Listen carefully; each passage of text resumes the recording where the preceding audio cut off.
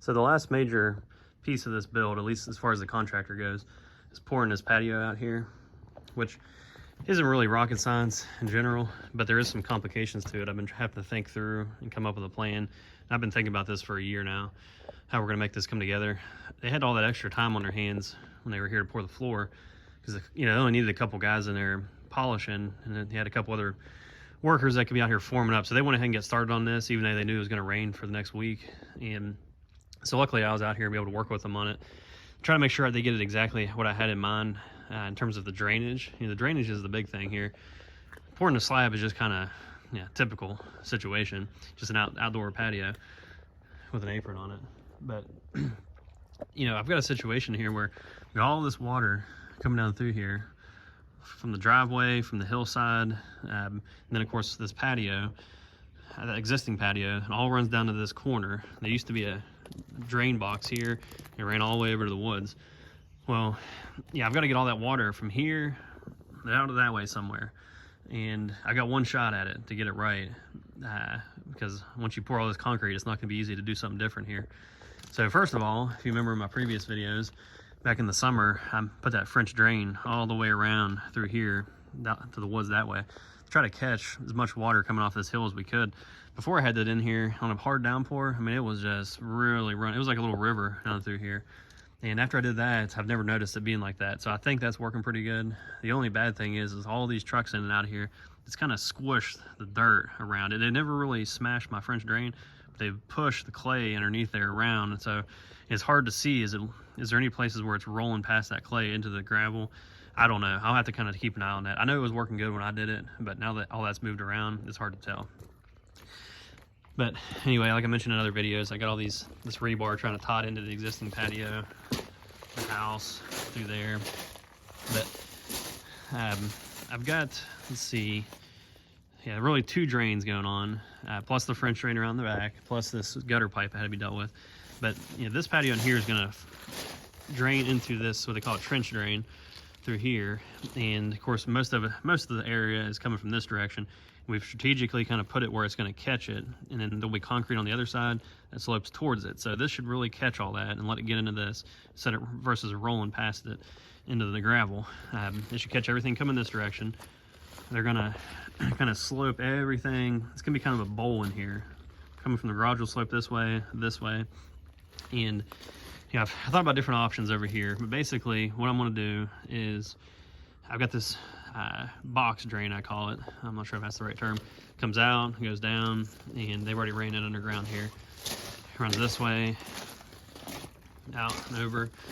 See, I got 3 pipes going on now. This is exactly what I had in mind when I designed it a while back. And it's funny, it's kind of to see it kind of coming together how I had in mind.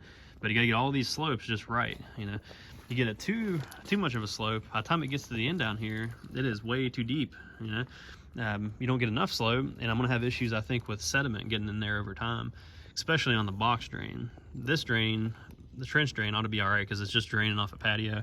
I'll keep that cleaned out pretty good. This here will have like just a constant flow of mud, water, essentially mixed in with it, and I worry about it getting clogged over time, and it's gonna be hard to clean very well. My best bet would be to rip this deck back out, get back in here, and try to wash it from here to here because this will be covered in concrete.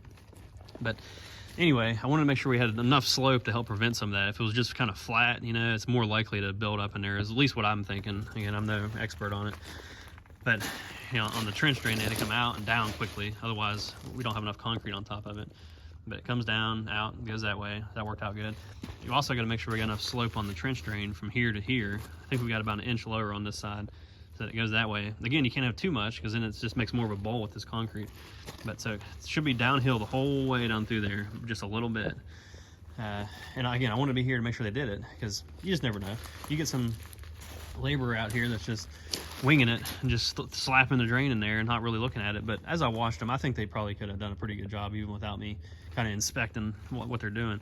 They had real good long levels that they could set up on there and really focus on trying to get that. So I'm happy with what they did and how they did it there. But anyway, on this box drain, this is just kind of a temporary situation right now.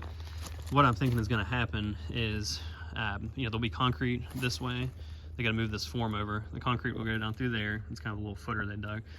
And once it's done, I'm gonna come back later and dig this back out. There's a footer drain that connects over there, coming out of that wall. I'm gonna connect into it, run down through here, and drill holes in it along the way, and backfill with river rock. So it'll be like a French drain on this side. Do the same thing this way. So there'll be 2 pipes coming into this box, and then of course the one leaving it. And put a French drain this way with some like heavy duty. I think I'm gonna use some of that, actually probably use that 3-inch PVC conduit I bought. It's like $75 a stick, real heavy duty, pretty thick, because this is obviously gonna be driven over to get into the garage. Put that down in there, cover with some good river gravel so it drains good, and just a little layer of crusher run on it, maybe not even that, maybe just have some loose stuff right here. That way, as all this is draining, it'll come into these 2 French drains, get into this box, and then head down that way. And you know, over time, if that builds up with junk, I can just easily pull that lid off there, clean it out good. And I'm hoping that's going to keep this area dry enough. Again, because all of this has to get drained, otherwise it's just going to be a mud pit in here. And I'm thinking that that's going to be a good enough setup. I think the pipes are big enough. The flow, what kind of flow we're talking about here. If I didn't have that French drain, I'd be worried about this pipe here being able to flow enough, because what I saw would be probably too much for a 4-inch when you got a good downpour. But assuming my French drain works and sends the majority of it that way, and it's just the surface area on the driveway here, I think that should be able to handle it in that 4-inch pipe. Of course, down the road, I'm gonna have to come over here and deal with something. Get all that over to the wood somehow. I haven't figured that out yet. I may, I really haven't thought about much. I may just try to go ahead and send it straight that way. Originally, I thought about trying to go diagonally, go down through the yard that way, but I don't know. We'll see how I do that. I think I got a couple options there. But that'll be down the road. At least for now, I'll be able to get it out that direction. So, but anyway, that's about it. Like I said, a lot of thinking and prep work on this. That has nothing to do with the garage itself. This is just necessary evil, I guess. Getting this patio poured. This used to be a deck in here, and it's gonna be so much better having a patio in here, because before, all that water would just go through the deck onto the basement wall, which probably didn't help my basement wall situation at all. So now it'll have at least be covered for the first 15 feet, and then hopefully all that will be drained better than it ever was. So I think this is going to really help the house situation too. Back under here, my first tie back is over here.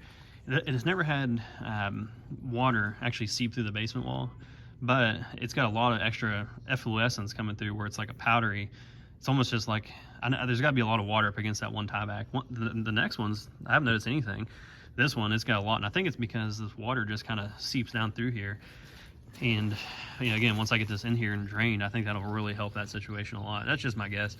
Maybe there's a spring underground right there for all I know, and this does nothing for it. But so not the most exciting piece of the project here, but definitely needs done, and I'll be glad to get all this kind of better drainage situation. And it's gonna be nice to be able to walk from the house to the garage without getting all muddy all the time. I've been doing that for a year now, walking over in this build area, this mud pit every time you get in the house. So I'm excited about that. It's looking like it's gonna be next week before they can get a dry enough day to do it. So one last thing, I guess, we put these boards on here because I was a little worried that we get all that done, they leave, and a deer comes in walking inside here and tears it up, and it's kind of a situation where highly unlikely a deer would want to walk in here, but if it did, it could do some decent damage. Even with the concrete fairly set, those hooves may just poke into it a little bit, and that I'm not sure how much good that board is going to do. Obviously they can jump over it, but it was kind of just a deterrent to keep a deer from trying to walk in there. Anyway, there's another shot of the floor.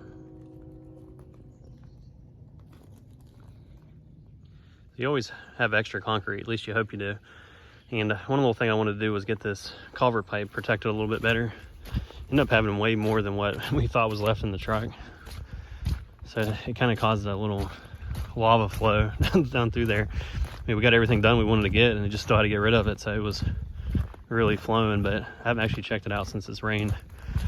It's funny to see that water rolling down on it, but just wanted to kind of cover this up, because it's kind of eroding in here, and eventually it could slip out. That was just, it's kind of a covering to help slow the soil erosion down, I guess. Plus up in here, I kind of covered these old logs that are kind of holding the whole thing up. I think maybe they might last a little longer, keep some water off of them. So it was just a quick pour it in there and scrape it around a little bit. It's flowing pretty good. I was trying to make sure I didn't get that front end clogged up with concrete to where it, you know, kind of caused a little stopping point for debris and stuff in there.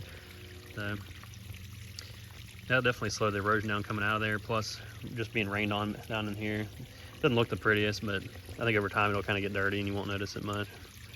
So there's another shot of how much it was just rolling down through there.